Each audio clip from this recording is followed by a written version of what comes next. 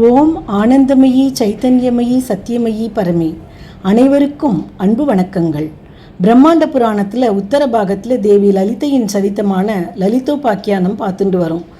பாலையால் ஒரே நேரத்தில் தனது 30 மகன்களையும் இழந்த பண்டாசுரன் விசுக்கிரனிடம் ஜெயவிக்ன யந்திரத்தை உருவாக்கி எதிரி மீது தடைகளை உண்டாக்குவதற்கான வழிகளை பிரயோகிக்க உத்தரவிட்டான். அப்படியே செய்ய விசுக்கிரன் சக்தி சேனையை நோக்கி சென்றான். ஆனால் ஜுவாலாமாலினியால் அமைக்கப்பட்டிருந்த அக்னிகோட்டையின் தீச்சுவரால் தடுத்து நிறுத்தப்பட்டான். அதன் நுழைவாயில் ஊடுருவ முடியாததாக இருந்தது. அதனால் விசுக்கிரன் விக்ன யந்திரத்தை ஒரு கல்பலகையில் பொருத்தமான மந்திரங்களால் அதை சக்தியூட்டினான். மேலும் தீய சக்திகளுக்கு ஆடுகளின் பலியை கொடுத்த பிறகு அதை தீச்சுவரின் குறுக்கே சக்தி சேனைகளின் முகாமின் நடுவில் கூடாரத்தினுள் வீசினான்.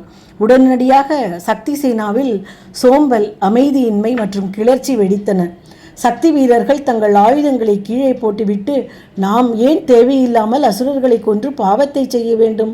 தேவர்களுக்கு உதவுவதால் நமக்கென்ன லாபம்? இந்த மகாராணி தேவி லலிதா யார்? மந்திரினி யார்? தண்டநாதா யார்? நாம் ஏன் அவர்களுக்கு சேவை செய்ய வேண்டும்?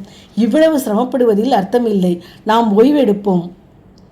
தூக்கத்தை விட நல்லது எதுவும் இல்லை என்றெல்லாம் நினைக்கவும் பேசவும் தொடங்கினர். சக்தி சேனா தங்கள் கட்டளைகளை ஏற்றுக்கொள்வதை நிறுத்திவிட்டதை மந்திரினியும் தண்டநாதாவும் உணர்ந்து ஸ்ரீதேவியிடம் விஷயத்தை எடுத்துச் சொன்னார்கள். அவர்கள், ஓ தேவி, இது ஏன் என்றே தெரியவில்லை. எங்கள் சேனா திடீரென்று அகிம்சை கொள்கையை ஏற்றுக்கொண்டது. அவர்கள் உன்னை வணங்குவதை நிறுத்திவிட்டு எங்களை திட்டுகிறார்கள். ஆயுதங்களை கீழே வைத்துவிட்டு அவர்கள் சோம்பேறிகளாகி தூங்குவதை விரும்புகிறார்கள். அதே நேரத்தில் எதிரி எங்கள் முகாமுக்கு வெளியே தங்கள் மேளங்களை அடித்து எங்களுக்கு சவால் விடுகின்றனர் என்று அசுரர்கள் செய்த அட்டகாசங்களை தேவியிடம் சொல்ல, உடன் ஸ்ரீ லலிதாம்பிகை காமேஸ்வரரை கடைக்கண்ணால் பார்த்து புன்னகைத்தாள். தேவி லலிதையின் புன்னகையின் பிரகாசத்திலிருந்து ஆனை முகத்தோடு கூடிய கணேசர் மாதுளை, கதை, கரும்புவில், சூலம், சுதர்சனம், தாமரை, பாசம், நெய்தல் பூ, நெற்கொத்து, தந்தம் ஆகியவற்றை தன் 10 கரங்களில் ஏந்தி துதிக்கையில் ரத்ன கும்பத்துடன் பெருத்த வயிறுடன் சந்திரசூடராய் சித்தலட்சுமியால் ஆலிங்கனம் செய்யப்பட்டவராக தோன்றி லலிதையை பணிந்து நின்றார். தனது தாயாரிடம் ஆசி பெற்று அதிவேகமாக கிளம்பி அக்னிக்கோட்டை முழுவதும் தேடி அங்கே பதிந்திருந்த ஜெயவிக்ன யந்திரத்தை தனது தந்தத்தினால் அதிலிருந்த தீய சக்திகளுடன் சேர்த்து பொடி பொடியாக்கினார். சக்தி சேனையும் அதன் மயக்க நிலையில் இருந்து வெளியே வந்து மீண்டும் சுறுசுறுப்பாக மாறியது. உற்சாகத்துடன் மீண்டும் போருக்கு தயாரானார்கள் சக்தி சேனைகள். இதே சகஸ்ரநாமத்தில் காமேஸ்வர் முகாலோக கல்பித்த ஸ்ரீ கணேஸ்வரா மகாகணேச நிர்பின்ன விக்னயந்திர பிரகர்ஷிதா என்று சொல்கிறோம்.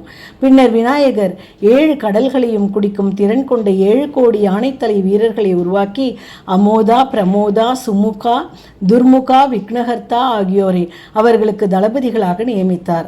விசுக்கிரனின் படை மீது பாய்ந்தவர்களை கொன்றனர். விசுக்கிரன் கடும் கோபம் கொண்டு கணேசருடன் போர் புரிய கஜாசுரனை ஏவினான். கஜாசுரனும் அவனது 7 அச்சௌணிகளும் அழிக்கப்பட்டன. விசுக்கிரன் சூன்யகத்திற்கு திரும்பி ஓடிவிட்டான். வெற்றி பெற்ற விநாயகர் திரும்பினார். ஸ்ரீ லலிதாம்பிகை மகிழ்ந்து சகல தேவதைகளையும் பூஜிக்கும் முன்பு முதலில் கணேசரை வழிபட வேண்டும், முதல் பூஜை அவருக்கே என வரமளித்தாள். பண்டாசுரன் தனது படையை மறுசீரமைத்தான். விசுக்கிரனும் விஷங்கனும் 400 அச்சூணிகளுடன் திரும்பி போருக்கு சென்றார்கள். பண்டாசுரனின் சகோதரி துமினியின் 10 மகன்கள் அவர்களுடன் இணைந்து சென்றார்கள். இரு தரப்பினருக்கும் இடையே பயங்கரமான போர் நடந்தது. தண்டநாதா விஷங்கனோடும் ஷியாமளா விசுக்கிரனோடும் பண்டாசுரனின் மருமகன்களோடு அஸ்வாரூடா, சம்பத்கரி, நகுலாதேவி, மகாமாயா, பைரவி, ஸ்வப்னேஷி, வாக்வாதினி என அனைத்து சக்திகளும் எதிர்த்து போராடினார்கள். சக்தி சேனா வெற்றி பெறுவதைக் கண்டு இந்த போரின் 3ஆம் நாளில் விசுக்கிரன் தாகத்தை உண்டு பண்ணக்கூடிய தர்ஷாஸ்திரத்தை பிரயோகித்தான். இதன் விளைவாக சக்தி சேனை மிகவும் சோர்வடைந்தனர். பலவீனம் அவர்களை பெருமளவில் தரையில் விழச் செய்தது. உடன் மந்திரினி தண்டநாதாவிடம், இந்த தாகம் வெறும் தண்ணீரால் தீராது, அதனால் உனது கிரிச்சக்கர ரதத்திலிருந்து மதிரா சிந்து என்ற மதுவின் பெருங்கடலை அழைக்கும்படி கேட்டாள். மதிரா சிந்து மதுமழை பொழிந்தது. சக்தி சேனாவின் மத்தியில் கோடிக்கணக்கான சுவையான மது ஓடைகள் பாயத் தொடங்கின. அதன் நறுமணம் இறந்தவரை பிழைப்பித்தது, அனைவரையும் பலசாலியாக்கியது. அவை சக்திகளால் குடிக்கப்பட்டன. புத்துணர்ச்சி பெற்ற சக்திகள் மீண்டும் போருக்கு தயாராக இருந்தனர். இந்த தாரையானது அசுர சேனைகளின் பக்கம் போகாமல் கதம்பவனவாசினி என்ற சக்தி அழகிய கோட்டையை அமைத்தாள். தண்டநாதா மதிரா சிந்துவுக்கு சோமசாராய் வாஜபேயம் போன்ற யாகங்களில் இடம் கிடைக்கும் என்று ஆசிர்வதித்தாள். கடுமையான போர் தொடர்ந்தது. அதன் முடிவில் விசுக்ரர், விஷங்கர் மற்றும் பண்டாசுரனின் மருமகன்கள் தங்கள் படையுடன் கொல்லப்பட்டனர். தனது சகோதரர்கள் மற்றும் மருமகன்களின் மரணத்தை கேள்விப்பட்ட குடிலட்சனை போருக்கு தயார்படுத்தும்படி கட்டளையிட்டான் பண்டாசுரன். கவசம் மற்றும் கொடிய ஆயுதங்களை அணிந்த பண்டாசுரன் 24 தளபதிகளின் கீழ் படையுடன் போர்க்களம் நோக்கி சென்றான். குடிலட்சன் 35 தளபதிகள் மற்றும் அவர்களது படையுடன் சென்றான். முழு படையும் 2185 அச்சௌகினிகளை கொண்டிருந்தது. பெண்கள் மட்டுமே சூன்ய நகரத்தில் இருந்தனர். பண்டாசுரன் சிங்கங்களால் இழுக்கப்பட்ட அமிலம் என்ற தேரை ஓட்டினான். யாதன என்ற வாள் அவன் கையில் காலாக்னி போல் எரிந்தது. படை மிகவும் அடர்த்தியாக இருந்ததால் சிலர் நகர இடம் கிடைக்கவில்லை. அவர்கள் மற்றவர்களுக்கு மேலே ஏறத் தொடங்கினர். பண்டாசுரனின் உரத்த கர்ஜனையால் பூமி அதிர்ந்தது. கடல்கள் வறண்டன. சூரியனும் சந்திரனும் விலகிச் செல்லத் தொடங்கினர். நட்சத்திரங்கள் விழுந்தன. தேவர்கள் மற்றும் சக்தி சேனா பயத்தில் நடுங்கினர். சுவரை அணைப்பது போல் ஒரு கணம் தோன்றியது. ஆனால் திரும்பி வந்தது. ஸ்ரீ லலிதாம்பிகை பண்டாசுரனை எதிர்த்து போரிட தயாரானாள். சக்கரராஜ ரதத்தில் சவாரி செய்த அவளை தொடர்ந்து மந்திரினி தனது கேய சக்கர ரதத்திலும் தண்டநாதர் கிரிச்சக்கர ரதத்திலும் பின்தொடர்ந்தார்கள். சக்தி சேனா யானைகள், சிங்க மனிதர்கள், ஒட்டகங்கள், கழுகுகள் மற்றும் குதிரைகள் போன்ற பல்வேறு விலங்குகளின் மீது சவாரி செய்தது. ஜுவாலாமாலினி ஸ்ரீதேவி மற்றும் அவரது சேனா வெளியேற வசதியாக வன்னிப்பிராகாரத்தின் நுழைவாயிலை விரிவுபடுத்தினார். தேவதுந்துபிகள் இசைக்கத் தொடங்கினர். மலர்கள் அவளுக்கு வெற்றியின் சுபசகுணமாக பொழிந்தன. தானவர் பக்கத்தில் கெட்ட சகுனங்கள் காணப்பட்டன. சக்திகள் அசுரர்களை கொன்றனர். எல்லா இடங்களிலும் இரத்தம் மட்டுமே இருந்தது. ஸ்ரீதேவி அசுரர்கள் மீது எய்த ஒரு அம்பு வில்லை விட்டு வெளியேறும்போது 10ஆக மாறியது.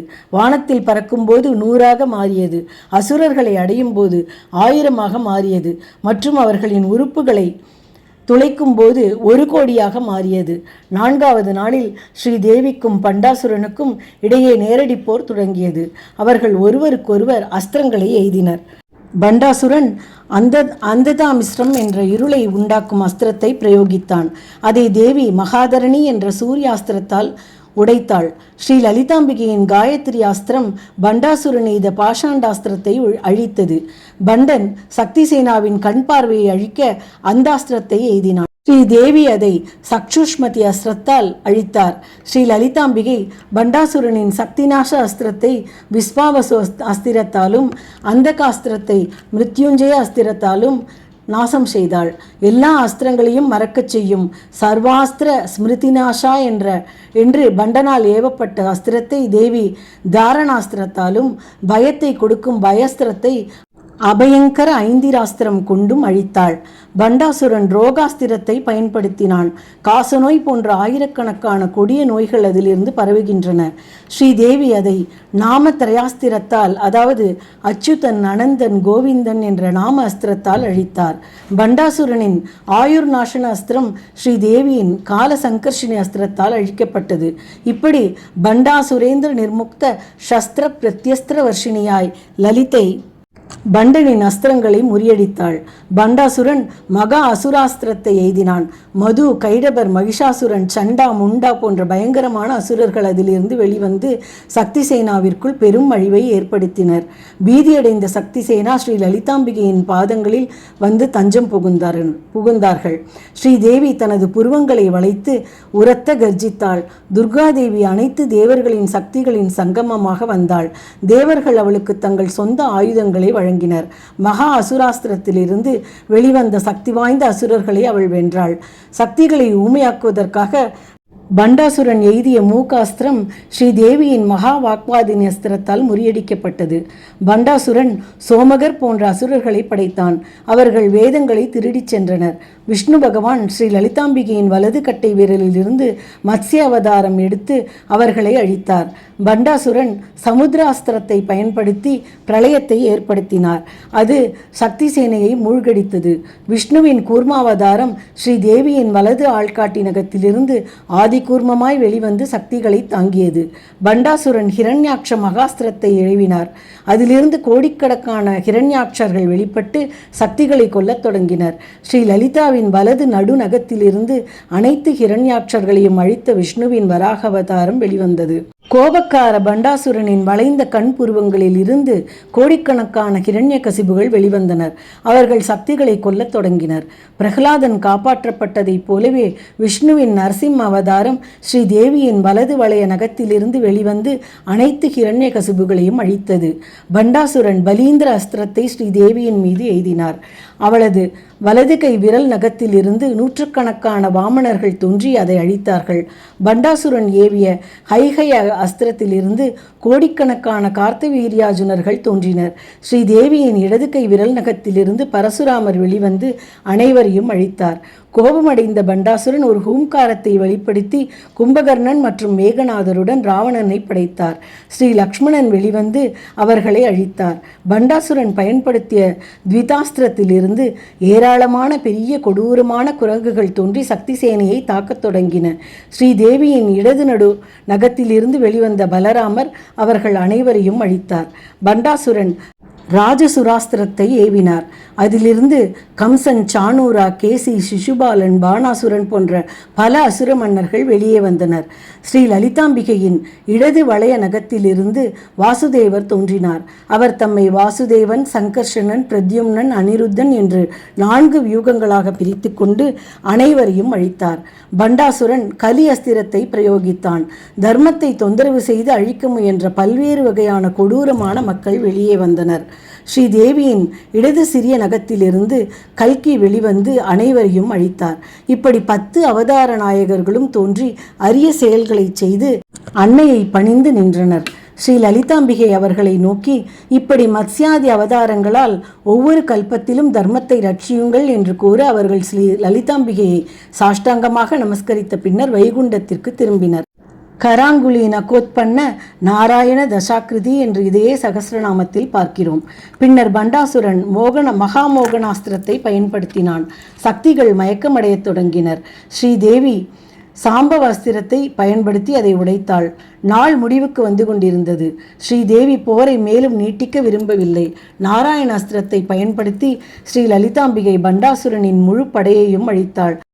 மகாபாஷு பதாஸ்திராக்னி நிர்தக்தாசுர சைனிகா என்பதாய் பசுபதாஸ்திரத்தை பயன்படுத்தி அனைத்து சேனாதிபதிகளையும் அழித்தாள்.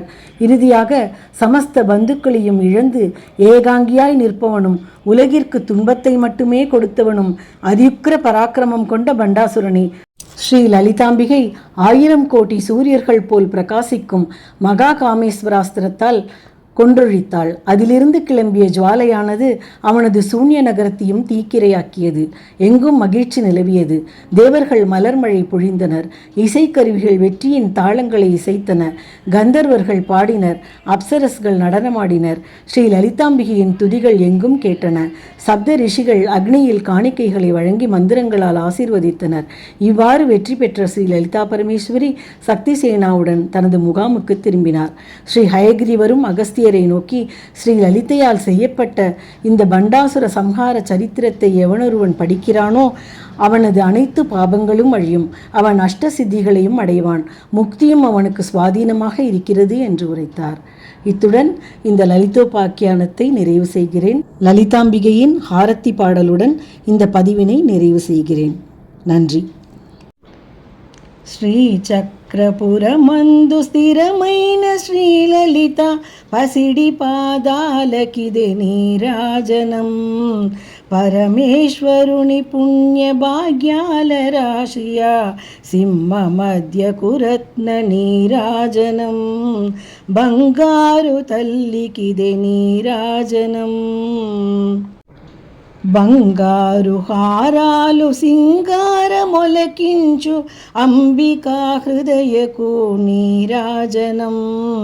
శ్రీ గౌరి శ్రీమాత శ్రీ మహారాజ్ఞి శ్రీ సింహాసనేశ్వరికి నీరాజనం. బంగారు తల్లికిదే నీరాజనం. కల్పతరువై మమ్ము కాపాడు కరములగు కనకంబు కాసులతో నీరాజనం పాశాంగుశ పుష్ప బాణచాపాతరికి పరమ పావనమైన నీరాజనం బంగారు తల్లికిదే నీరాజనం కాంతి కిరణాలతో కలికి మెదలో మెరిసే కళ్యాణ సూత్రమునగు నీరాజనం కాంతాలందరి పసుపు కుంకుమలు కాపాడు కాద్యాయినికి నిత్య నీరాజనం బంగారు తల్లికిదే నీరాజనం చిరునవ్వులొలికింజు శ్రీదేవి అదరాణ శతకోటి నక్షత్ర నీరాజనం కలువరేకుల వంటి కన్నులా తల్లి శ్రీ రాజరాజేశ్వరికి నీరాజనం బంగారు తల్లికిదే నీరాజనం ముదమార మోమునో ముచ్చట కదరించు కస్తూరి కుంకుమకు నీరాజనం చంద్రవంకను చిరో మకుడముగదాల్చు సౌందర్యలహరికిదే నీరాజనం బంగారు తల్లికిదే నీరాజనం శుక్రవారము నాడు శుభములో సఖి తల్లి శ్రీ మహాలక్ష్మికిదే నీరాజనం శృంగేరి పీతమున సుందరాకారిణి శారదామాయికిదే నీరాజనం బంగారు తల్లికిదే నీరాజనం ముగ్గురమలక్కును మూలమగు పెద్దమకు ముత్యాలతో నిత్య నీరాజనం జన్మ జన్మల తల్లి జగదీశ్వరి నీకు భక్తజనులిచ్చేది నీరాజనం బంగారు తల్లికిదే నీరాజనం బంగారు తల్లికిదే నీరాజనం బంగారు తల్లికిదే నీరాజనం